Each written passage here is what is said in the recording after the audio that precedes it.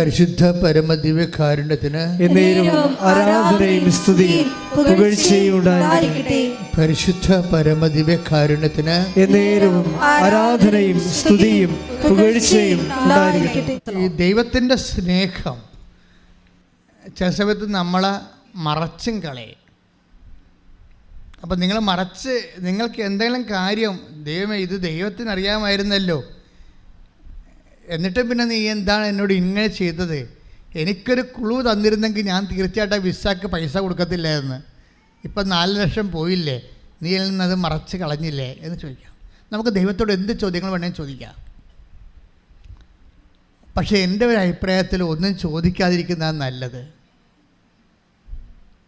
എന്താ കാര്യം ചെയ്യുന്നത്? ദൈവത്തിനോട് സ്നേഹമുള്ളവരെ, ദൈവം ഇതിൻ്റെ അകത്ത് കക്ഷിയാണെങ്കിൽ നിങ്ങൾക്ക് അബദ്ധം വന്നാൽ മിണ്ടാതിരിക്കുന്നതാണ് നല്ലത്. നിങ്ങൾ ചില പരിപാടിയൊക്കെ ചെയ്യണത് ദൈവമായിട്ട് ബന്ധമില്ലല്ലോ. അത് നിങ്ങൾ ആരെങ്കിലും കൂട്ടുകാർ വന്ന് പറഞ്ഞ് ഞാൻ പോകുന്നുണ്ട് നീയും പോര്, നല്ല ഏജൻ്റാണെന്നൊക്കെ പറയുമ്പോൾ നിങ്ങൾ അവളെ സൂചിപ്പിക്കാൻ വേണ്ടി കാശ് കൊണ്ടേ കൊടുക്കണതാണ്. അതിന് ദൈവം കക്ഷിയല്ല എൻ്റെ അകത്ത്. പക്ഷേ നിങ്ങൾ ഉടമ്പടി എടുത്തതിന് ശേഷം ദൈവം നിങ്ങളുടെ ജീവിതത്തിൻ്റെ വിഷയത്തിൽ കക്ഷിയാകുകയാണ്. നിങ്ങളൊരു കക്ഷി, ദൈവം ഒരു കക്ഷി, ബയലാറ്ററലായിട്ടുള്ള എഗ്രിമെൻ്റാണിത്. അങ്ങനെ ഉടമ്പെടുക്കുമ്പോൾ സ്വാഭാവികമായിട്ട് നിങ്ങൾ ദൈവനിരീക്ഷണത്തിലാണ്. അതിലെന്തെങ്കിലും ഒരു അബദ്ധം വന്ന് ലാഗ് ചെയ്യണമെങ്കിൽ എൻ്റെ മക്കളെ എടുത്തോ പിടിച്ചോ എന്ന് പറഞ്ഞ് ദൈവത്തിൻ്റെ കഴുത്തേക്ക് കയറരുത്. മണ്ടത്തരമാണത്. എന്താ വെച്ചാൽ കാര്യം, കർത്താവിന് അതിനേക്കാൾ ബെറ്റർ സെലക്ഷൻ ഉണ്ടെന്ന് അർത്ഥം. അമ്മയുടെ ഒരു ഏറ്റവും വലിയ പ്രശ്നം ഇതാണ്, കുരിശ് പെരുകുമ്പോൾ അമ്മ മിണ്ടത്തില്ല. എൻ്റെ മക്കളെ ഒരു കാര്യം നിങ്ങൾ മനസ്സിലാക്കണം, അതായത് നിങ്ങൾ എപ്പോഴും cash and kind physical favours മാത്രമാണ് ദൈവത്തിൽ നിന്ന് കിട്ടണമെന്ന് പറഞ്ഞുകൊണ്ട് നിങ്ങൾ ദൈവത്തെ സമീപിക്കരുത്. It is not sense. ദൈവത്തിൽ നമുക്ക് ലഭിക്കാൻ സാധ്യതയുള്ളത് എന്താണ്? The power of the almighty, ദൈവത്തിൻ്റെ ശക്തിയാണ്. ദൈവത്തിൻ്റെ ശക്തി നമുക്ക് ലഭിച്ചാൽ ജീവിതത്തിൻ്റെ എന്ത് കാര്യത്തിന് വേണ്ടി വേണമെങ്കിലും അത് ഉപയോഗിക്കാൻ പറ്റും. അതിന് കൃപ എന്താണെന്നാണ് വിളിക്കുന്നത്. ഫിസിക്കൽ ഫേവേഴ്സിന് നമ്മൾ അനുഗ്രഹങ്ങളെന്നാണ് വിളിക്കുന്നത്. നിങ്ങൾ പലപ്പോഴും ദൈവത്തോട് തട്ടുപിടുത്തത്തിന് പോണത് അനുഗ്രഹങ്ങൾ നഷ്ടപ്പെടുന്നത് കൊണ്ടാണ്. അനുഗ്രഹങ്ങൾ ദൈവത്തിന് മുമ്പിൽ ഒരു വിലയുമില്ല. അത് ദൈവം ആർക്ക് വേണമെങ്കിലും കൊടുക്കും. നിരീശ്വരവാദിക്ക് വേണമെങ്കിലും അനുഗ്രഹം കൊടുക്കും. ഞാൻ പണ്ട് നിങ്ങളോട് പറഞ്ഞിട്ടുള്ളതാണ്, ജനറ്റിക്കൽ ബ്ലെസ്സിങ്സ് ഉള്ളതാണെന്ന്.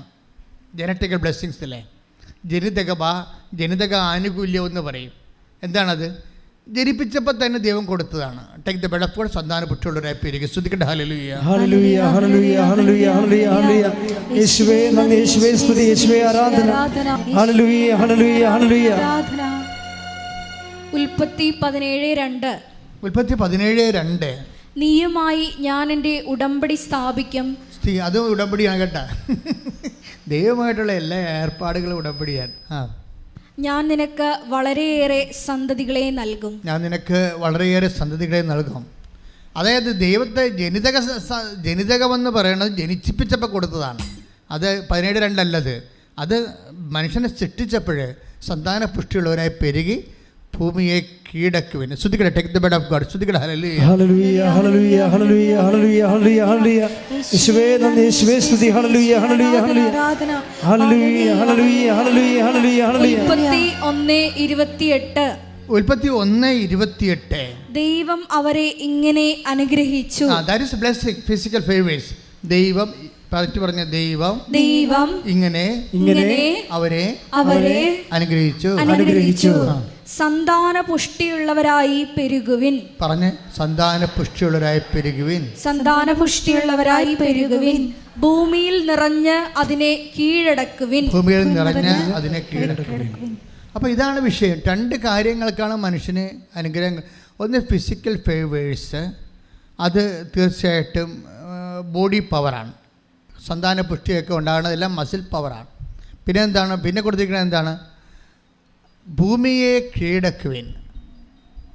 ഭൂമിയിലുള്ള എല്ലാ മനുഷ്യന് ഉണ്ടാകുന്ന എല്ലാ വെല്ലുവിളികളെയും നമുക്ക് അതിജീവിക്കാനുള്ളതാണ്. ശാസ്ത്രമൊക്കെ അങ്ങനെ വരണത്. ശാസ്ത്രമൊക്കെ വരുന്നത് അങ്ങനെയാണ്. ഭൂമിയെ മനുഷ്യൻ കീഴടക്കുകയാണ്. ഭൂമിയിലെ രോഗാണുക്കളെ, വൈദ്യശാസ്ത്രം ചെയ്യണത് എന്താണ്? ഭൂമിയിലെ രോഗാണുക്കളെ കീഴടക്കുന്നു. അതുപോലെ ഓരോ സംഭവങ്ങളും മനുഷ്യൻ്റെ ജീവിതം ആയാസപൂർണമായ ജീവിതം അനായാസമാക്കി തീർക്കുന്ന എല്ലാ മെക്കാനിസംസും സയൻസാണ്. അതെല്ലാം ഭൂമിയെ കീഴടക്കലാണ്. നമ്മളൊരു ഉപഗ്രഹം വിടണം എന്തിനാ? അത് ശാസ്ത്രമാണ്. ഇപ്പോൾ ചന്ദ്രനിൽ ഇറങ്ങാൻ പോകുന്ന സമയമാണ്, ഒരു ഈ ദിവസങ്ങളിലാണ്. അപ്പം അങ്ങനെ വരുമ്പോൾ അതൊരു ഭൂമിയെ കീഴടക്കലാണ്. നമ്മളിങ്ങനെ ഉപഗ്രഹങ്ങളൊക്കെ അതുപോലെ തന്നെ ഈ ചന്ദ്രയാനൊക്കെ ചെയ്യുമ്പോൾ നമുക്കുണ്ടാകുന്നത് ശാസ്ത്രജ്ഞാനം വർദ്ധിക്കുകയാണ്, സാങ്കേതിക ജ്ഞാനം വർദ്ധിക്കുകയാണ്. അപ്പോൾ അത് വർദ്ധിക്കുന്ന അനുസരിച്ച് കൊണ്ട് നമുക്ക് ഇപ്പോൾ ഉപഗ്രഹങ്ങൾ തന്നെ വിടുന്ന നമുക്ക് കാലാവസ്ഥയെക്കുറിച്ച് പ്രെഡിക്റ്റ് ചെയ്യാൻ പറ്റും.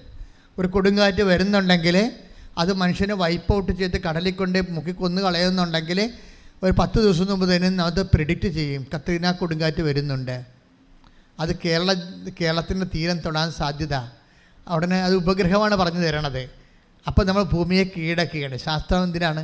അപ്പം ശാസ്ത്രത്തിൻ്റെ എല്ലാ അനുഗ്രഹങ്ങളും ദൈവം കൊടുത്തതാണ്. സയൻസിൻ്റെ എല്ലാ അനുഗ്രഹങ്ങളും മനുഷ്യനും ബുദ്ധി കൊടുത്തപ്പോഴേ ഇവിടെ ജീവിച്ച് ഇത് ഭൂമിയിലുണ്ടാകുന്ന ജീവൻ നിലനിർത്തുന്നതിനെതിരെ നിൽക്കുന്ന എല്ലാ ശക്തികളെയും നമുക്ക് കീഴടക്കാൻ ദൈവം ആദ്യമേ തന്നെ നമുക്ക് ആശീർവാദം തന്നിട്ടുണ്ട്. അതിന് നമ്മൾ ഫിസിക്കൽ ബ്ലെസ്സിങ്സ് എന്നാണ് പറയണത്.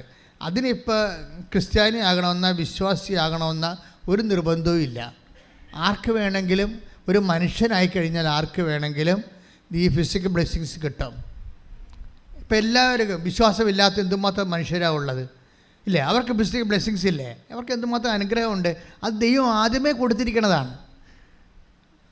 അവരംഗീകരിക്കുന്നില്ല എന്നുള്ളത് അതവരുടെ മാനസിക പരിമിതികളാണ്. അതിന് ദൈവത്തിനൊന്നും ചെയ്യാനില്ല.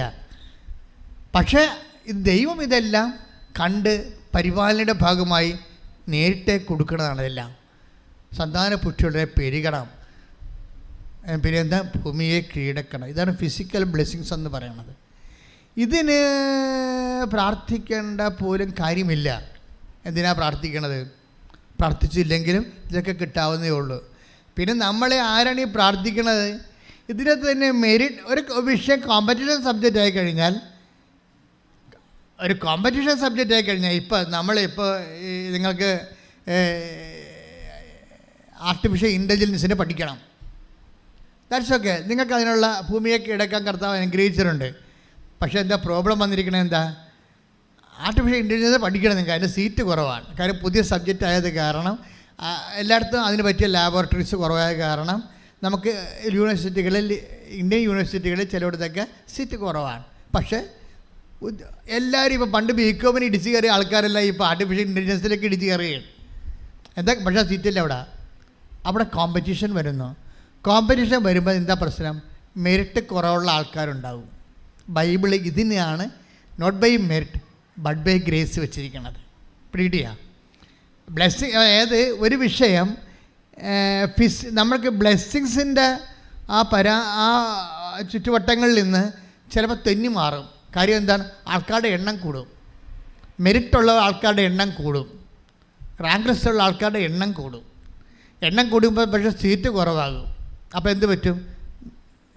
മെറിറ്റില്ലാത്ത ഈ മെറിറ്റെന്ന് പറയണ മെറിറ്റുണ്ടെങ്കിലും സീറ്റില്ലാത്ത കാരണം മെറിറ്റില്ലാത്ത പോലെയാകും. അങ്ങനെ വരുമ്പോൾ എന്ത് പറ്റും? നോട്ട് ബൈ മെറിറ്റ് ആകും. അപ്പോൾ അതിന് ദൈവം വെച്ചിരിക്കുന്ന ഓപ്ഷനാണ് not by merit but by grace. നിൻ്റെ മെറിറ്റ് കൊണ്ടല്ല, എൻ്റെ കൃപ കൊണ്ടാണെന്ന്. ഹാർക്ക എന്ന് പറഞ്ഞ ഡൽഹി സെറ്റിലായിട്ടുള്ള ഒരു മലയാളി ഒരു സാക്ഷ്യം പറഞ്ഞ്. ഹാർക്ക, അവിടെ അമ്മയുടെ പേര് സോഫിയ എന്ന്. അവിടെ പ്രശ്നം വെച്ചാൽ അവർക്ക് UN സ്റ്റാഫിൽ മത്സരിക്കണവരെ UN സ്റ്റാഫായിട്ട് പരീക്ഷ എഴുതുകയാണ്. അപ്പോൾ UN സ്റ്റാഫ് എന്ന് പറയുമ്പോൾ അതിൻ്റെ ഒരു ടൈം എന്ന് പറയുന്നത് അത് സെലക്ഷൻ കിട്ടിയ അതിൻ്റെ ടൈം 6 മാസമാണ്. പോസ്റ്റർ ചെയ്ത് കഴിഞ്ഞാൽ 6 മാസം വേണം അത്. പക്ഷേ UN സ്റ്റാഫ് എന്ന് പറയുമ്പോൾ എന്തുമാത്രം എല്ലാ രാജ്യങ്ങളിലുമുള്ള ആൾക്കാരാണ് UN സ്റ്റാഫിന് വേണ്ടി ആപ്ലിക്കേഷൻ കൊടുത്ത് എക്സാം ഫേസ് ചെയ്യണത്. അപ്പോൾ അവിടെ എന്നാ ചെയ്യണത്? അവളുടെ അമ്മ ഉടമ്പടി എടുത്തിട്ടുണ്ട്. അതാണ് അവിടെ ഗ്രേസ് എന്ന് പറയുന്നത്. ഉടമ്പടി എടുത്തിട്ടുണ്ട്. അപ്പോൾ അമ്മ ഉറപ്പായിട്ട് പറയും നിനക്കിത് കിട്ടും. അപ്പോൾ എന്താണ് ഇവൾ അറ്റൻഡ് ചെയ്യണമെന്നുള്ളത് ഇവൾക്ക് കോൺഫിഡൻസ് ഇല്ല. അതുകൊണ്ട് ഹാർക്ക അമ്മയോട് പറയും ഞാനൊരു കാര്യം ചെയ്തിട്ടുണ്ട്, അമ്മ അത് എന്നോട് ചോദിക്കരുത്, എന്താണ് കാര്യമെന്ന് ചോദിക്കരുത്.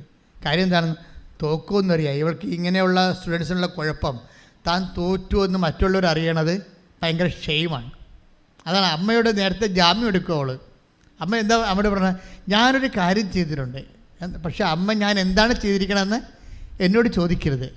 ഇവൾ UN ടെസ്റ്റ് എഴുതിയിരിക്കണതാണ് സംഭവം. ഇവളെങ്ങനെ തോറ്റുപോയാൽ തോക്കുമെന്നൊക്കെ ഉറപ്പാണ്. തോറ്റുപോയാൽ താൻ തോറ്റതാണെന്ന് അമ്മ പോലും അറിയരുത്. അപ്പം ചിലർക്കൊക്കെ അങ്ങനെയുള്ള ഒരു മാനസികാവസ്ഥ ഉണ്ട്. ഇത് മോശമായൊരു മാനസികാവസ്ഥയാണ്, മനസ്സിലായില്ലേ? ഞാൻ തോറ്റതാണെന്ന് അമ്മ പോലും അറിയരുതെന്ന് പറയുന്ന ഒരു മാനസികാവസ്ഥയില്ലേ, ഇറ്റ് ഈസ് എഗൻസ്റ്റ് സ്പിരിച്വാലിറ്റി, നമ്മുടെ ആധ്യാത്മികതയെതിരാണ്. ഞാൻ ഇപ്പോൾ നമുക്ക് പഠിക്കാൻ വരുന്ന കുഞ്ഞുങ്ങളില്ലേ, പഠിക്കാൻ വരുന്ന, അതായത് പരീക്ഷയ്ക്ക് എഴുതാൻ വരുന്ന പ്രൊഫഷണൽസിൻ്റെ ശിരസ്സിൽ ഞാൻ തൈലം പൂശും, നെറ്റിയിലും പൂശും.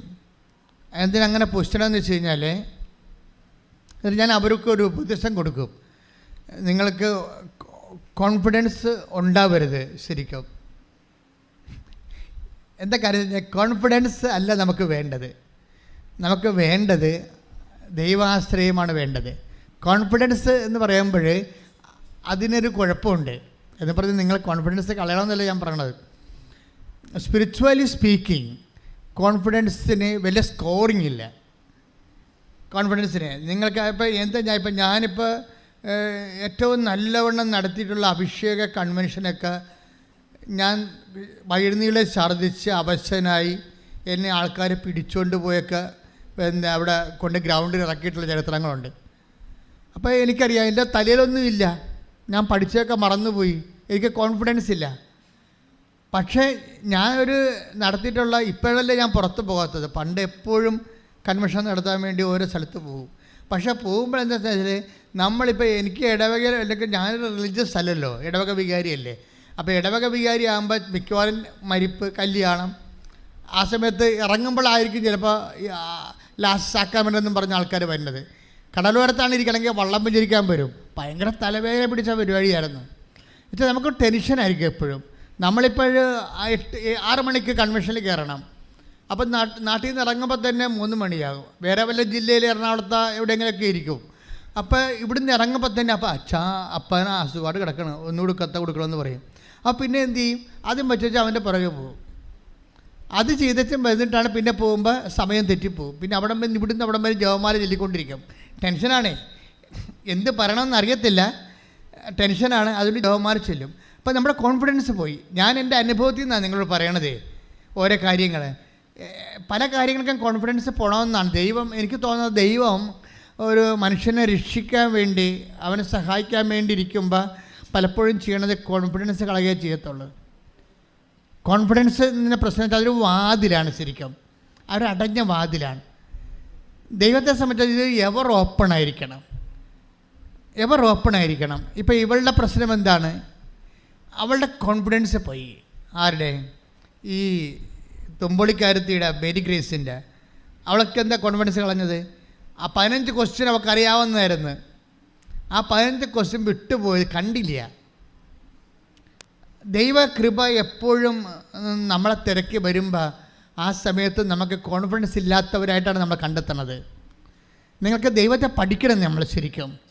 അല്ലാതെ ഓരോരോ കാര്യത്തിന് ഇങ്ങനെ ദൈവത്തിൻ്റെ കഴുത്തേ കയറി മോന്തം കയറ്റി ഫൈറ്റ് ചെയ്ത് നടക്കരുത്. എന്താ കർശനത്തിൽ അമ്മയെ കണ്ടാണ് പഠിക്കേണ്ടത്. നിങ്ങൾ ദൈവത്തെ പഠിക്കണമെങ്കിൽ ആദ്യം മറിയത്തെ പഠിക്കണം.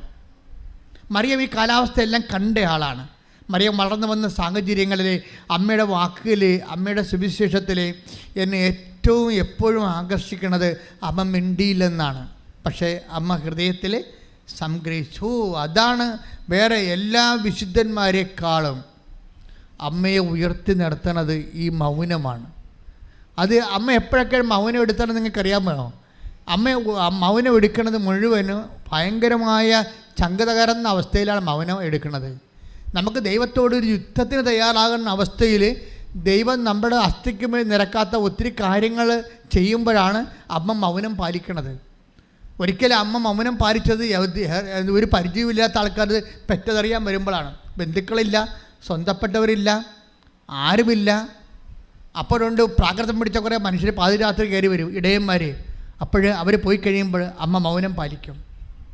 ഒരു കാര്യമില്ലഞ്ഞ് 72-80 മണിക്കൂർ മുമ്പ് മര്യാദക്ക് വീട്ടിൽ പ്രസവിക്കാനുള്ള എല്ലാ കാര്യവും സെറ്റ് ചെയ്തുകൊണ്ട് അന്നാമ്മ സെറ്റ് ചെയ്ത കാര്യമാണിത്.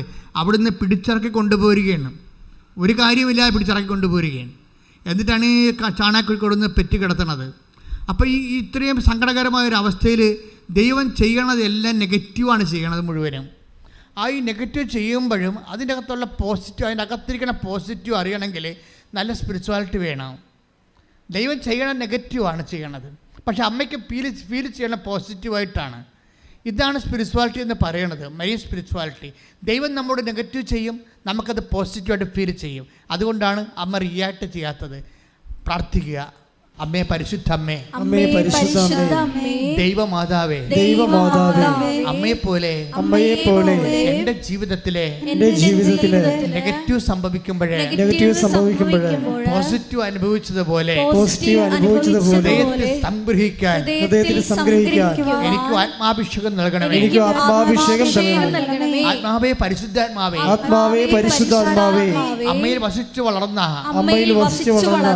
മറിയത്തിന്റെ ആത്മാവേ, എന്നിൽ വസിച്ച് സുവിശേഷത്തിന്റെ സാക്ഷിയാകാൻ എന്നെ അഭിഷേകം ചെയ്യണമേ. ശ്രദ്ധിക്കട്ടെ. ഹല്ലേലൂയ, ഹല്ലേലൂയ, ഹല്ലേലൂയ, ഹല്ലേലൂയ, ഹല്ലേലൂയ. യേശുവേ നന്ദി. ഹല്ലേലൂയ, ഹല്ലേലൂയ, ഹല്ലേലൂയ, ഹല്ലേലൂയ. യേശുവേ, ക്ലേശ സമയങ്ങളിൽ പരിശുദ്ധ അമ്മയെ പോലെ ഹൃദയത്തിൽ സംഗ്രഹിക്കുവാൻ ദൈവമേ വരണേ, എൻ്റെ ഉള്ളിൽ വസിക്കാൻ വരണേ. ആത്മാവാം ദൈവമേ വരണേ, എൻ്റെ ഉള്ളിൽ വസിക്കാൻ വരണേ. ദാഹിച്ചു നിന്നെ ഞാൻ തേടുന്നു, സ്വർഗം തുറന്നിറങ്ങി നീ വരണേ. ദാഹിച്ചു നിന്നെ ഞാൻ തേടുന്നു, സ്വർഗം തുറന്നിറങ്ങി നീ വരണേ. ആത്മാവാം ദൈവമേ വരണേ, എൻ്റെ ഉള്ളിൽ വസിക്കാൻ വരണേ. അപ്പോൾ ഈ മേരി ഗ്രേസിൻ്റെ വിഷയം എന്താ? മേരി ഗ്രേസ് പരീക്ഷ കഴിഞ്ഞ് പുറത്തിറങ്ങിയപ്പോഴാണ് അറിയണത് 15 ക്വസ്റ്റ്യൻ കണ്ടില്ല. ധൃതിക്ക്, വെബ്രാളത്തിൽ, വ്യഗ്രതയിൽ കാണാതെ പോയി. പക്ഷേ സങ്കടം എന്താ? ആ ക്വസ്റ്റ്യൻ എല്ലാം അറിയാവുന്ന ക്വസ്റ്റ്യനാണ്, അതാണ് പോയത്. അപ്പോൾ ജീവിതം തീർന്ന്. ഇതെല്ലാം അത് ഒന്ന് കറുപ്പിക്കാൻ സമയം കിട്ടിയാൽ മതി. ഇതെല്ലാം ഡാർക്കൻ ചെയ്യുന്ന പരീക്ഷയാണ്. ഒന്ന് കറുപ്പിച്ചാൽ മതി. അറിയാവുന്നതാണ്, കറുപ്പിക്കാൻ ഒത്തില്ല. പക്ഷേ ഇവളുണ്ടല്ലോ, she's guided by the spirit. അതുകൊണ്ടാണ് ദൈവത്തിൻ്റെ ഒക്കെ ഒന്ന് തോന്നിവാസം പറയാഞ്ഞത്. ചില വിഡ്ഢികൾ ഇങ്ങനെയുള്ള അവസ്ഥ വന്നാൽ ആദ്യം ദൈവത്തിൻ്റെ കഴുത്തേക്ക് ദൈവത്തിനെ പ്രതിയാക്കും. ദൈവം എൻ്റെ ആയിരുന്നു അവിടെ, എന്നെ ഒന്ന് ഓർപ്പിച്ച് തന്നാൽ മതിയാതില്ല, എന്നത് കാണിച്ചു തന്നാൽ മതിയായില്ല. പക്ഷെ മറിയം മിണ്ടത്തില്ല, നെഗറ്റീവ് സംഭവിച്ചാൽ മിണ്ടത്തില്ല. മേരി ഗ്രേസ് മിണ്ടിയില്ല കേട്ടോ. അറിഞ്ഞുകൊണ്ട് മിണ്ടാതിരുന്നോ അറിയാതെ മിണ്ടായിരുന്നു നമുക്കറിയത്തില്ല. പക്ഷെ വൈകുന്നേരം ആയപ്പോൾ, രാത്രി ആയപ്പോൾ ആൻസർ കീ പബ്ലിഷ് ചെയ്ത് ഗവൺമെൻറ് പി എസ് സിയുടെ ആൻസർ കീ പബ്ലിഷ് ചെയ്ത്. ആൻസർ കീ പബ്ലിഷ് ചെയ്തപ്പോൾ എന്താ സംഭവം? ഇവൾ ഞെട്ടിപ്പോയി. കാര്യം ഇവൾക്ക് അറിയാമായിരുന്ന ചോദ്യങ്ങളല്ല ഇവൾ എഴുതി, ആ ചോദ്യങ്ങൾക്ക് ഇവൾ ഉദ്ദേശിച്ചിരുന്ന ആൻസറല്ല വന്നിരിക്കുന്നത്. അതാണ് പ്രശ്നം. അവൾ മനസ്സിൽ കണ്ട ആൻസറല്ല ആൻസർ കീയിലുള്ളത്. എങ്ങനെ ഇവൾ മനസ്സിൽ കണ്ടത് ഈ ചോദ്യങ്ങൾ മാതാവ് ഇവളെ കാണിക്കാതെ മറച്ചത് കൊണ്ടാണ് പ്രശ്നമായി. അപ്പം മാതാവ് ഈ ചോദ്യങ്ങളെ ഇവൾ എഴുതി തെറ്റിക്കൊന്ന് മനസ്സിലാക്കിയിട്ട് ഇവളെ കാണിക്കാതെ അമ്മ അത് മറച്ചു കളഞ്ഞ്. ഇവളെങ്ങാനും അത് അറ്റൻഡ് ചെയ്തെങ്കിൽ എല്ലാം നെഗറ്റീവായി പോയണം. എന്താ കാര്യം? ഇവൾ ഉദ്ദേശിക്കണ മറുപടിയല്ല അതിന് കൊടുക്കേണ്ടത്. ആൻസർ കീയിൽ വേറെ ഉത്തരങ്ങളാണ്. അപ്പോൾ ഇവളെങ്ങാനും അത് കറപ്പിച്ചെങ്കിൽ നെഗറ്റീവ് മാർക്ക് അടിക്കും. ഉള്ള മാർക്ക് കൂടി പോയണം. അവൾ അമ്മയോട് ഇത്ര ചോദിച്ചുള്ളൂ. വീട്ടിൽ നിന്ന് ഇറങ്ങുമ്പോൾ ഉടമ്പടി തൈലം എടുത്ത് നെറ്റി ചേർക്കാൻ പറയുമ്പോൾ 100 പേരിൽ ഉൾപ്പെട്ടില്ലെങ്കിൽ എനിക്ക് ജോലി കിട്ടത്തില്ല. എൻ്റെ അവസാനത്തെ ജോലിയാണ്. 100 പേരാണ് വിളിച്ചിരിക്കണത്. 100 പേർക്കാണ് ഉദ്യോഗം ഉള്ളത്. എഴുതണ ചിലപ്പോൾ 7000 പേരെ വല്ലതും ആയിരിക്കും. ഈ 100 പേരുടെ ഉള്ളിൽ എൻ്റെ പേര് വന്നില്ലെങ്കിൽ എനിക്ക് ജോലി കിട്ടത്തില്ല. അമ്മയുടെ കയ്യിലാണ് അതെന്നും പറഞ്ഞാണ് ഇവിടെ ഇറങ്ങണത്. ഈ 100 പേരുടെ ഉള്ളിൽ ഇത് വരാൻ വേണ്ടിയാണ് ഈ ആൻസർ, ഇത് ഇവിടെ ക്വസ്റ്റ്യൻ കാണിക്കാതിരുന്നത്. ഇപ്പം എത്ര പേരിൽ അവർക്ക് ആൻസർ വന്നപ്പോൾ എത്ര വന്നിരിക്കുന്നത്? 43 നമ്പറായിട്ട് വന്നിരിക്കുകയാണ്. Praise the Lord. ഹല്ലേലൂയ ഹല്ലേലൂയ ഹല്ലേലൂയ ഹല്ലേലൂയ. യേശുവേ നന്ദി. ഹല്ലേലൂയ ഹല്ലേലൂയ ഹല്ലേലൂയ ഹല്ലേലൂയ ഹല്ലേലൂയ. ആഗ്രഹിക്കുന്നതിലും കൂടുതൽ ചെയ്തു തരാൻ കഴിയുന്ന ശക്തിക്ക് മുമ്പിൽ ആരാധിക്കുന്നു. ഹല്ലേലൂയ. നിന്റെ ഉള്ളിൽ വസിക്കാൻ വരണേ. പരിശുദ്ധ പരമ ദിവ്യകാരുണ്യത്തിന് എന്നേരവും ആരാധനയും സ്തുതിയും പുകഴ്ചയും ഉണ്ടായിരിക്കട്ടെ. അതായത് തിടുക്കത്തിൽ ഒരിക്കലും ദൈവമായിട്ട് ഒരു നീരസം ഉണ്ടാക്കാതിരിക്കാൻ വേണ്ടി സൂക്ഷിക്കണം. വളരെ കരുതലോടെ സൂക്ഷിക്കേണ്ട കാര്യങ്ങളാണ്. തിടുക്കത്തിൽ ദൈവമായിട്ട് ഒരു നീരസം ഉണ്ടാക്കുക. ശരിയും അതങ്ങനെ വന്നു കഴിഞ്ഞാൽ പിന്നെ നിങ്ങൾ മാനസാന്തരപ്പെട്ടാൽ ഒക്കത്തില്ലത്. നിങ്ങൾ ബ്രാൻഡഡ് ആകും. ഇത് തന്നെയാണ് എല്ലായിടത്തും വരണത്. കാര്യം ഞാൻ എപ്പോഴും എൻ്റെ മക്കളോട്, യൂത്തിനോട് എപ്പോഴും പറയും, മക്കളെ പയറ്റി ഈസ് ആൻ ഇൻ്റലിജൻറ്റ് ബിസിനസ് എന്ന് പറയും. അവർക്ക് പെട്ടെന്ന് മനസ്സിലായി ഞാൻ പറയണത്. ഞാൻ പറഞ്ഞ മക്കളെ, ഭക്തിയും ഒരു ബുദ്ധിപരമായ പ്രക്രിയയാണ്, ഇമോഷണലായിട്ടല്ല. നമുക്ക് ഭക്തിയെ സംബന്ധിച്ചിടത്തോളം അറിയാവുന്നത് ഇമോഷണലായിട്ടുള്ള വിഷയം, വൈകാരികമായ എന്തോ പ്രകടനങ്ങളാണ് ഭക്തിയായിട്ട് വരും. ഭക്തി പ്രകടനമെന്നല്ലേ പറയണത്. ഭക്തി പക്ഷേ വൈകാരികമായ പ്രകടനമല്ല, അതൊരു ട്രാൻസാക്ഷനാണ്, ഇൻ്റലിജൻറ്റ് ട്രാൻസാക്ഷനാണ്, ബുദ്ധിപരമായ ഒരു ഇടപെടലാണ്, ബുദ്ധിപരമായിട്ടുള്ള. സ്കാർഡ് ആകാതിരിക്കാൻ വേണ്ടി നോക്കണം. സ്കാർഡ് ആകാതിരിക്കാൻ വെച്ച് കഴിഞ്ഞാൽ ഇപ്പോൾ ഗർഭിണികളുടെയൊക്കെ ശരീരത്തിൽ ബോഡി ലൂസാകത്തില്ലേ? അപ്പോൾ പിള്ളേരൊക്കെ തൊടുമ്പോൾ അവർ തൊടിയിക്കത്തില്ല ശരീരത്തിൽ, അത് പാട് വീഴോടാ അല്ലേ? നമ്മൾ ഇളമ കൊണ്ട് നിൽക്കണം എന്നൊക്കെ പറയത്തില്ലേ? ബോഡി ലൂസ്ഡ് ആകണം. അവിടെ ആരെങ്കിലും അത് കുഞ്ഞു പിള്ളേരെ വല്ലതും മാന്തിക വല്ലതും ചെയ്ത് കഴിഞ്ഞാൽ കൂടെയുള്ള മൂത്ത കുട്ടികളൊക്കെ അമ്മയൊക്കെ പിടിച്ച് വലിക്കുകയൊക്കെ ചെയ്യുമ്പോഴേ പാട് വീണാൽ പിന്നെ പോകത്തില്ലത്. ഇതെന്നാ പറഞ്ഞ പോലെയാണ് ദൈവമായിട്ടുള്ള ഏർപ്പാട്. ദൈവത്തിൻ്റെ നമ്മുടെ ആത്മാവിൽ പാട് വീഴാതിരിക്കാൻ നോക്കണം. എന്നുവെച്ചാൽ മറിയത്തെ പോലെ ആകണമെന്ന് why I am promoting Mary. ഞാനൊരു നിത്യസായ മാതാവിനല്ല നിങ്ങളുടെ അടുത്ത് പ്രൊമോട്ട് ചെയ്യണത്. ഞാൻ പ്രൊമോട്ട് ചെയ്യണത് കൃപാവര മധ്യസ്ഥയാണ് പ്രൊമോട്ട് ചെയ്യണത്. കൃപാസന മാതാവ് എന്ന് പറയുന്നത് ആരാ? കൃപാവര മധ്യസ്ഥയാണ്, മദർ ഓഫ് ഗ്രേസാണ്.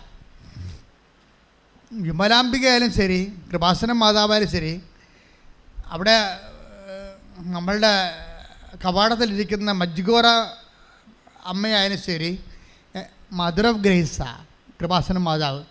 അപ്പോൾ ഞങ്ങൾ ഇവിടുന്ന് പ്രൊമോട്ട് ചെയ്യണത് മദർ ഓഫ് ഗ്രേസാണ്, കൃപാവര മധ്യസ്ഥയാണ്. നമുക്കറിയാമല്ലോ, അവൻ്റെ നാമത്തിൽ വിശ്വസിക്കുന്നവർക്കെല്ലാം കൃപയ്ക്ക് മേൽ കൃപ. Take the word of God. സ്തുതിക്കട്ടെ. ഹല്ലേലൂയ ഹല്ലേലൂയ ഹല്ലേലൂയ ഹല്ലേലൂയ ഹല്ലേലൂയ ഹല്ലേലൂയ. യേശുവേ നന്ദി, യേശുവേ സ്തുതി. ഹല്ലേലൂയ ഹല്ലേലൂയ ഹല്ലേലൂയ ഹല്ലേലൂയ ഹല്ലേലൂയ ഹല്ലേലൂയ. ആരാധന ആരാധന യേശുവേ ആരാധന.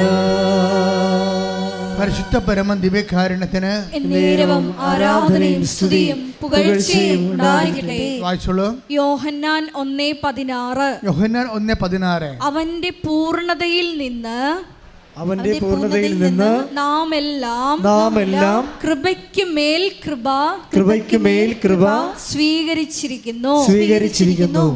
അപ്പം നമ്മുടെ ആധ്യാത്മിക പൂർണ്ണതയിലേക്ക് പോകലേ, ആധ്യാത്മിക പൂർണ്ണതയിലേക്ക് നമ്മൾ എന്നും ഒരുപോലെ ഇരിക്കത്തില്ലല്ലോ. നമ്മൾ വളരുമ്പോൾ ആധ്യാത്മിക പൂർണ്ണതയിലേക്കാണ് പോണത്. ലെസ് കംപ്ലൈൻസ് എപ്പോഴാണ് നിങ്ങളുടെ ജീവിതത്തിൽ ഉണ്ടാകുന്നത്? അപ്പോൾ നിങ്ങൾ വളർച്ചയുടെ പാതയിലാണ്. ലെസ് കംപ്ലൈൻസ് എന്നുവെച്ചാൽ പരാതികൾ കുറഞ്ഞു വരിക, പരിഭവങ്ങൾ കുറഞ്ഞു വരിക, ജീവിതത്തിൽ നിരാശകൾ കുറഞ്ഞു വരിക. ലെസ് കംപ്ലൈൻസ് ആകുമ്പോഴാണ് നിങ്ങളെ പൂർണ്ണതയിലേക്ക് വരണത്. അതുകൊണ്ടാണ് ഈശോ പറയണത്, ഈ വെള്ളം കുടിക്കണവന് ഇനിയും ദാഹിക്കും, അല്ലേ? ഞാൻ തരുന്ന വെള്ളം കുടിക്കുന്നവർക്ക് ഒരിക്കലും ദാഹിക്കുകയില്ല. ശ്രദ്ധിക്കട്ടെ. ഹല്ലേലൂയ ഹല്ലേലൂയ ഹല്ലേലൂയ ഹല്ലേലൂയ. യോഹന്നാൻ 4:13. യോഹന്നാൻ 4:13. യേശു പറഞ്ഞു യേശു പറഞ്ഞു ഈ വെള്ളം കുടിക്കുന്ന ഏവനും വീണ്ടും ദാഹിക്കും. എന്നാൽ ഞാൻ നൽകുന്ന വെള്ളം കുടിക്കുന്നവന് പിന്നീട് ഒരിക്കലും ദാഹിക്കുകയില്ല. എന്താ പ്രോബ്ലം വെച്ചാൽ നമ്മളിങ്ങനെ ആത്മാവിൽ നിറയുന്നതനുസരിച്ച് കൊണ്ട് പരാതികൾ, പരിഭവങ്ങൾ, നിരാശകൾ കുറഞ്ഞു വരും. അപ്പോൾ നമ്മുടെ നിരാശ കുറയാനും പരാതികൾ കുറയാനും ദൈവമായിട്ട് യുദ്ധം ചെയ്യാനും മോന്തം കയറ്റി നടക്കാതിരിക്കാനൊക്കെ നല്ലത് പരിശുദ്ധാത്മാവിൽ നിറയുക തന്നെയാണ്. ഒരിക്കലും നിങ്ങൾ പരാതി ഒരിക്കലും ദൈവത്തെ പറയരുത്. കാര്യം അപ്പോൾ തന്നെ ബ്രാൻഡഡ് ആകും. കാര്യം പരാതി എന്ന് പറയുന്ന സാധനം ദൈവം എടുക്കുന്നത് നിങ്ങൾ പറയുന്ന ഭാഷയിലല്ല. ഒരു പരാതി പറഞ്ഞപ്പോൾ എന്നായിരിക്കാൻ, അങ്ങനെയല്ല. അതിന് വേറെ രീതിയിലാണ് അവിടെ കൗണ്ട് ചെയ്യണത്. ഇപ്പം ഞങ്ങൾക്കൊക്കെ സെമിനാറിലൊക്കെ പഠിക്കുമ്പോൾ മാർക്ക് കുറഞ്ഞാൽ എന്താ 2 എഴുതിയെടുക്കണമെന്ന് നമ്മൾ പറയും. പക്ഷേ സെമിനാറിലെ അച്ഛന്മാർ അതല്ല പറയണത്, ദൈവവിളിയില്ലെന്ന് അവർ പറയണത്. അതുപോലെ നിങ്ങൾ പരാതിപ്പെട്ട ദൈവം കൗണ്ട് ചെയ്യണത് ആത്മാവിൻ്റെ പ്രവർത്തനമില്ല, ജഡിക സ്ത്രീയാണെന്നാണ് പറയണത്. അയ്യോ, എന്നാ കഷ്ടമാണല്ലേ. ആത്മാവിൻ്റെ നിങ്ങൾക്ക് പരാതികളുണ്ടെങ്കിൽ നിങ്ങൾ ആത്മാവിൻ്റെ പ്രവർത്തനമല്ല, ജഡിക സ്ത്രീയാണ്. ലോകത്തിൻ്റെ ആത്മാവിലാണ് നയിക്കപ്പെടുന്നത്, പരിശുദ്ധാത്മാവിനല്ല. അപ്പോൾ 8:14 വർക്കൗട്ട് ചെയ്യ ഉടനെ ദൈവാത്മാവിനാൽ നയിക്കപ്പെടുന്നവരെ ദൈവത്തിൻ്റെ മക്കളാണ്. മനസ്സിലായില്ലേ? നമ്മൾ പരാതി പറഞ്ഞാൽ ദൈവം എന്താ കണക്കാക്കേണ്ടത്? ആത്മാവിനല്ല നയിക്കപ്പെടുന്നത്. അപ്പം അങ്ങനെ വന്നു കഴിയുമ്പോൾ നമ്മളെ ലോകത്തിൻ്റെ സന്തതിയായിട്ടാണ് ദൈവം കൗണ്ട് ചെയ്യണത്. അല്ലേ? Take the word of God. ശ്രുതിക്കട്ടെ ഹല്ലേലൂയ. റോമ 8:17. നാം മക്കളെങ്കിൽ അവകാശികളുമാണ്. പറഞ്ഞേ, നാം മക്കളെങ്കിൽ അവകാശികളാണ്. ദൈവത്തിന്റെ അവകാശികളും ക്രിസ്തുവിന്റെ കൂട്ടവകാശികളും. അപ്പോൾ എന്താ പ്രോബ്ലം വെച്ച് കഴിഞ്ഞാൽ, പരാതികൾ വന്നു, പരിഭവങ്ങൾ വന്നാൽ അപ്പം തന്നെ ദൈവാത്മാവിനാൽ നയിക്കപ്പെടുന്നില്ല. പിന്നെ ലോകാത്മാവിനാലാണ് നയിക്കപ്പെടുന്നത്. ലോകാത്മാവിലാണ് നയിക്കപ്പെടുന്നതെങ്കിൽ പിന്നെ ദൈവത്തിൻ്റെ മക്കളല്ല, പിന്നെ അവകാശികളുമല്ല. തീർന്ന പരിപാടി. ഇത് ഇവിടം കൊണ്ട് എത്തത്തില്ല. ഈ സംഭവം പെട്ടെന്ന് പറഞ്ഞാൽ തീരത്തില്ല. ഇത് അമ്മയ്ക്ക് നല്ലവണ്ണം അറിയാവുന്ന കൊണ്ടാണ് പ്രസവിച്ച് കട്ടൻ ചായ പോലും കിട്ടാതെ ഈ പാതിരക്ക് കിടക്കുമ്പോഴും പല പ്രാകൃതം പിടിച്ച മനുഷ്യരും വരുമ്പോഴും മിണ്ടാണ്ടിരിക്കണതാണ്. ആത്മാവിനാൽ നയിക്കപ്പെടുകയാണ്. മനസ്സിലായില്ലേ? പരിശുദ്ധാത്മാവിനാൽ അമ്മ നയിക്കപ്പെട്ടിരിക്കുന്ന സാഹചര്യം എന്താണെന്നറിയാമോ? ഒരു ചോരക്കുഞ്ഞിനെ പെറ്റ രാത്രിയിൽ പ്രാകൃതം പിടിച്ച മനുഷ്യർ ഒരു പട്ടിക്കുഞ്ഞ് ഒരു പട്ടി പറ്റിക്കിടക്കണ പോലെ കിടക്കേണ്ടി വന്ന സാഹചര്യത്തിൽ മിണ്ടാതിരുന്നതാണ് ആത്മാവ് നയിക്കപ്പെട്ടിരിക്കുന്നത്. അതുകൊണ്ട് തന്നെ സ്വാഭാവികമായിട്ട് പിന്നെ അടുത്ത നടപടി എന്താണ്? അമ്മ നിങ്ങൾക്കറിയാവില്ല, അമ്മയെ കണ്ടപ്പോൾ മാലാഖ എന്താ പറഞ്ഞത്? എന്താ പറഞ്ഞത്? Hail Mary full of grace, take the word of God. സ്തുതിക്കട്ടെ ഹല്ലേലൂയ. ഹല്ലേലൂയ ഹല്ലേലൂയ ഹല്ലേലൂയ ഹല്ലേലൂയ ഹല്ലേലൂയ. യേശുവേ നന്ദി. ഹല്ലേലൂയ ഹല്ലേലൂയ ഹല്ലേലൂയ ഹല്ലേലൂയ ഹല്ലേലൂയ. ലൂക്ക 1:28. ദൂതൻ അവളുടെ അടുത്ത് വന്നു പറഞ്ഞു, ദൈവകൃപ നിറഞ്ഞവളെ സ്വസ്തി, കർത്താവ് നിന്നോട് കൂടെ. അപ്പോൾ അമ്മയെക്കുറിച്ചുള്ള ദൈവത്തിൻ്റെ അസസ്മെൻ്റാണ്, ഒരു ഇൻ്റേണൽ അസസ്മെൻ്റാണ്. നിങ്ങൾക്ക് കോളേജൊക്കെ പഠിക്കുന്നവർക്കറിയാമല്ലോ, ഇൻ്റേണൽ അസസ്മെൻ്റ് ഉണ്ടാവും അല്ലേ? സമരക്കാരൊക്കെ കോളേജിലൊക്കെ സമരമൊക്കെ ഒതുങ്ങിയത് എങ്ങനെയാണ്? ഈ ഇൻ്റേണൽ അസസ്മെൻറ്റ് വന്നപ്പോഴല്ലേ. ഈ ഇൻ്റേണൽ അസസ്മെൻ്റ് എന്നും പറഞ്ഞ സാധനമുണ്ട്. ആന്തരികമായിട്ടുള്ള ആൾക്കാരെക്കുറിച്ച് ഇവാലുവേഷനാണത്.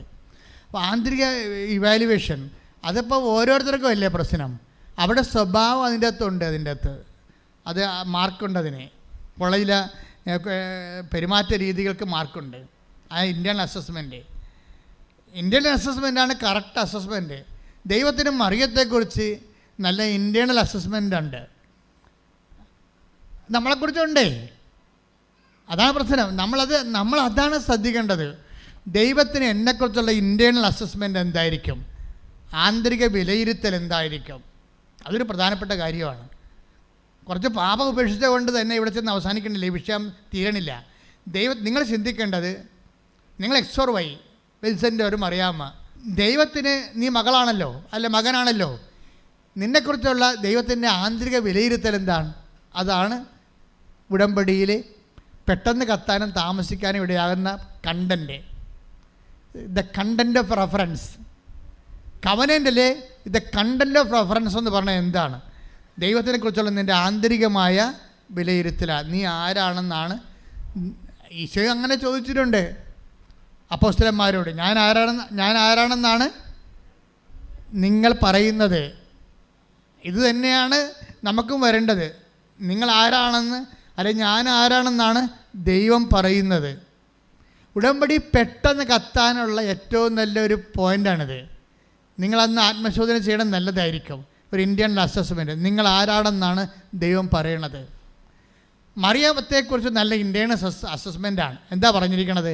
ലൂക്കാ 1:28 വായിച്ച് ശ്രുതികട്ടെ. ഹല്ലേലൂയ ഹല്ലേലൂയ ഹല്ലേലൂയ ഹല്ലേലൂയ ഹല്ലേലൂയ. ദൈവകൃപ നിറഞ്ഞവളെ സ്വസ്തി. ദൈവകൃപ നിറഞ്ഞവളെ സ്വസ്തി. അപ്പോൾ മറിയം ആരാണ്? ദൈവകൃപ നിറഞ്ഞവൾ. അതാണ് ഇന്ത്യൻ അസസ്മെൻറ്റ്, ആന്തരിക വിലയിരുത്തൽ. മറിയം ആരാണ്? ദൈവകൃപ നിറഞ്ഞവൾ, ദൈവത്തിൻ്റെ ശക്തി നിറഞ്ഞവളാണ്. പക്ഷേ എന്താ പ്രശ്നം? ഈ ദൈവത്തിൻ്റെ ശക്തി നിറഞ്ഞെന്ന് വിചാരിച്ചുകൊണ്ട് ദൈവം ആ പഠനവും പാഠശാലയും ഒന്നും നിർത്തത്തില്ല. അമ്മയോട് ദൈവം അത്രയും പറഞ്ഞിരിക്കണം, മറിയമേ നീ പഠിക്കാൻ അത്രയും പഠിച്ചോളാൻ പറയും. പഠിക്കണം അത്രയും പഠിക്കാം. അതുകൊണ്ട് അടുത്ത പാഠം കൊടുക്കും. എന്താ അടുത്ത പാഠം? ഈജിപ്തിലോട്ട് പറഞ്ഞു വിടും ഈ ചോരക്കുഞ്ഞിനെയും കൊണ്ട്. വല്ല കഥയുണ്ടാ? നേരെ വീട്ടിൽ പോയാൽ പോരെ? വീട്ടിൽ നിന്നല്ലേ വന്നത് ഇവർ. ഇപ്പം മറിയത്തിൻ്റെ മനസ്സിലെന്താണ്? ഈ ബെത്ലഹേമിൽ നിന്ന് എഴുന്നേറ്റ് വീട്ടിൽ പോകണം, 10-90 ദിവസം റെസ്റ്റ് എടുക്കണം, വല്ല ലേഖ്യമോ കുഴമ്പോ എന്താണ് ഉള്ളതൊക്കെ കഴിച്ച് അവിടെ പ്രസവ രക്ഷയൊക്കെ കഴിഞ്ഞിരിക്കണമെന്നാണ് ഞങ്ങൾ പുള്ളിക്കാരെ ഉദ്ദേശിക്കണത്. പക്ഷേ ദൈവം അത് ഉദ്ദേശിക്കണില്ല. എന്ത് ചെയ്യും? ദൈവം പറയും ഈജിപ്തിൽ പോയിക്കൊള്ളാൻ പറയും. അവിടെ ഒരു രക്ഷയുമില്ല. അവിടെ ഭക്ഷണം കിട്ടാൻ പാടാണ്. ഔഷധപിതാൻ അറിയാവുന്ന പണിയും അവിടെ ഇല്ല. എല്ലാം കൊണ്ടും കൺഫ്യൂഷനിലേക്കാണ് വിടണത്. പോകാതിരിക്കാൻ പറ്റത്തില്ല. എന്താ കാരണം എന്ന് വെച്ച് കഴിഞ്ഞാൽ hail Mary full of grace എന്നല്ല പറയണത്, കൃപ നിറഞ്ഞവളെ സ്വസ്തി.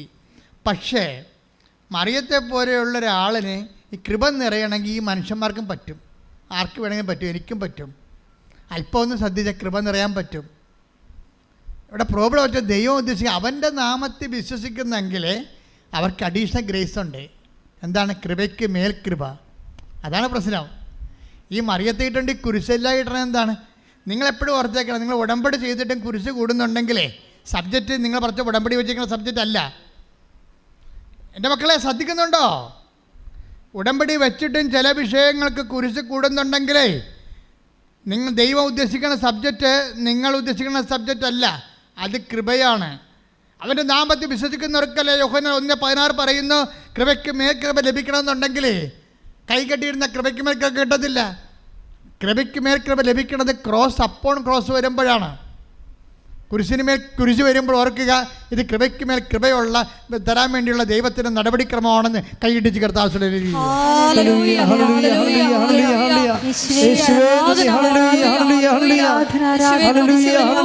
അതിന്റെ കൃപ നിറയ്ക്കുന്ന അവിടുത്തെ സ്നേഹത്തിന് ഞങ്ങൾ നന്ദി പറയുന്നു. ഹല്ലേലൂയ. മഹത്വം മഹത്വം ആരാധന. കൃപയാലേ കൃപയാലേ കൃപയാൽ അനുദിനവും, കൃപയാലേ കൃപയാലേ കൃപയാൽ അനുദിനവും. എല്ലാവരും എഴുന്നേറ്റ് നിൽക്കുക. ബലഹീനതയിൽ ബലമേകി ബലവാനായോ നടത്തിടുന്നു. ബലഹീനതയിൽ ബലമേകി ബലവാനായോ നടത്തിടുന്നു. കൃപയാലേ കൃപയാലേ കൃപയാൽ അനുദിനവും. സ്തുതിക്കട്ടെ. ഹല്ലേലൂയ ഹല്ലേലൂയ ഹല്ലേലൂയ ഹല്ലേലൂയ. കേട്ട വചനങ്ങളെ പറ്റി ഞങ്ങൾ ധ്യാനിക്കുന്നു. പരിശുദ്ധ അമ്മ വചനം ഹൃദയത്തിൽ സംഗ്രഹിച്ചതുപോലെ ഞങ്ങളുടെ ജീവിതത്തിൽ ഉടമ്പടി എടുത്ത് കഴിഞ്ഞിട്ടും കുരിശുകൾ പെരുകുമ്പോ പരിശുദ്ധ അമ്മയെ പോലെ എല്ലാം ഹൃദയത്തിൽ സംഗ്രഹിച്ചുകൊണ്ട് ദൈവത്തെ മഹത്വപ്പെടുത്തി കൃപ കരേറ്റുവാൻ ഈ ആരാധനയിലൂടെ ഹല്ലേലൂയ ഹല്ലേലൂയ യേശുവേ ആരാധന. കൃപയാലേ കൃപയാലേ കൃപയാൽ അനുദിനവും ബലഹീന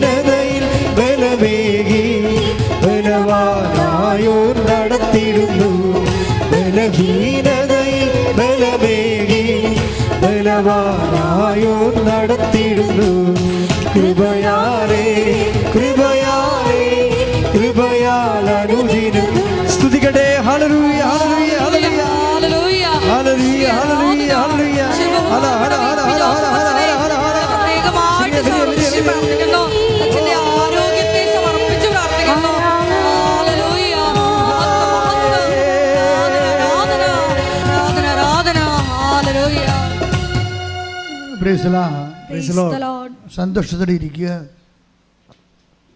ഇപ്പം ഹർക്ക എന്ന മോള് അവളുടെ അമ്മയോട് അവസാനം അവൾ പറയും, ഞാനിങ്ങനെ UN സ്റ്റാഫിലെ അംഗത്വത്തിൻ്റെ പരീക്ഷയിൽ എഴുതിയിരിക്കണമെന്ന് പറയുമ്പോൾ അമ്മ ഉടനെ എടുത്ത വായിക്കും പറയും, നിനക്ക് സെലക്ഷൻ കിട്ടുമെന്ന് പറയും. അവർക്ക് കോൺഫിഡൻസ് ഇല്ലെങ്കിലും അമ്മയ്ക്ക് കോൺഫിഡൻസ് ഉണ്ട്. അതാണ് നമ്മുടെ ധ്യാന വിഷയം. എന്താ അവൾ പറഞ്ഞത്? ഞാനിപ്പോൾ ചെയ്യുന്ന കാര്യം പ്രോജക്റ്റ് എന്താണെന്ന് അമ്മ എന്നോട് ചോദിക്കരുത്. എന്താണ് ചോദിക്കാൻ പാടില്ലാത്ത കാര്യം? ഞാൻ തോക്കുകയാണെങ്കിൽ അമ്മ അറിയത്തില്ലേ ഞാൻ തോറ്റെന്നുള്ളത്. അപ്പം സ്വന്തം അമ്മയുടെ മുമ്പിൽ പോലും തോക്കപ്പെടുന്ന ആളായിട്ട് അറിയപ്പെടാൻ അവൾ ആഗ്രഹിക്കുന്നില്ല. ആ ഒരു മെൻ്റൽ സ്റ്റേറ്റ് ആധ്യാത്മികതയ്ക്ക് എതിരാണ്. എപ്പോഴും ദൈവം സ്റ്റാറ്റസ് ബ്രേക്ക് ചെയ്തുകൊണ്ടിരിക്കും. ഈ ഗ്രേസ് അപ്പോൺ ഗ്രേസ് വർക്ക് ചെയ്യണത് ക്രോസ് അപ്പോൺ ക്രോസ് വരുമ്പോഴാണ്.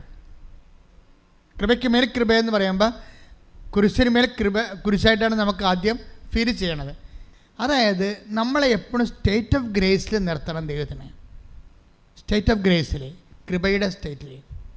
ഞാൻ പറയുന്നത് ഇപ്പം നിങ്ങൾ ഒരു കൈ ഒഴിച്ചിട്ട് അമ്മ മാത്രമേ ഉള്ളത് വീട്ടിൽ, നിങ്ങൾക്ക് 2 മക്കളുണ്ട്, ഭർത്താവുണ്ട്, നിങ്ങൾ പല ജോലിയുണ്ട്, ഒക്കെ ചെയ്യണം.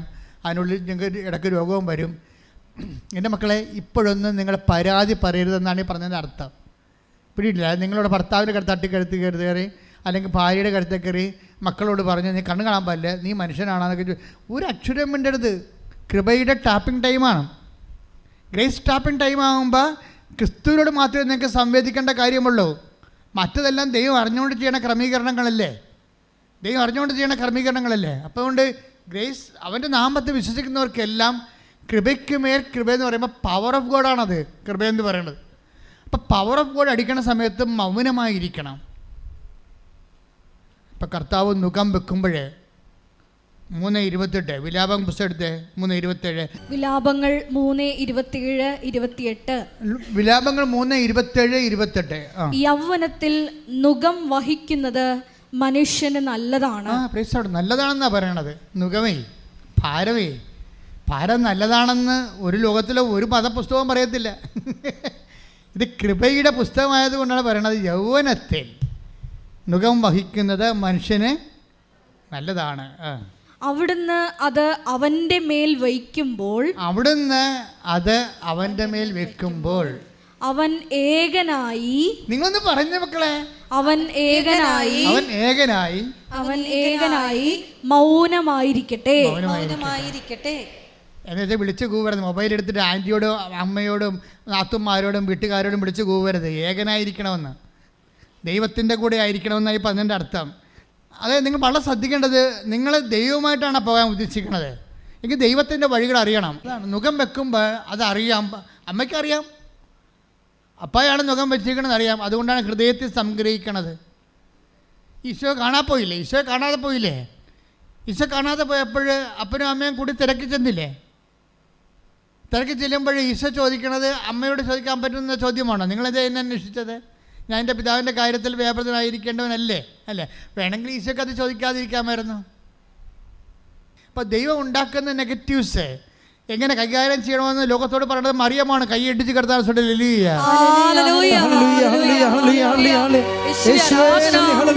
ആരാധനയിലൂടെ പാഠശാലയിൽ ഇരുന്ന് കർത്താവിനെ പറ്റി ധ്യാനിക്കുവാൻ ഞങ്ങളെ വിളിച്ചതിന് നന്ദി പറയുന്നു.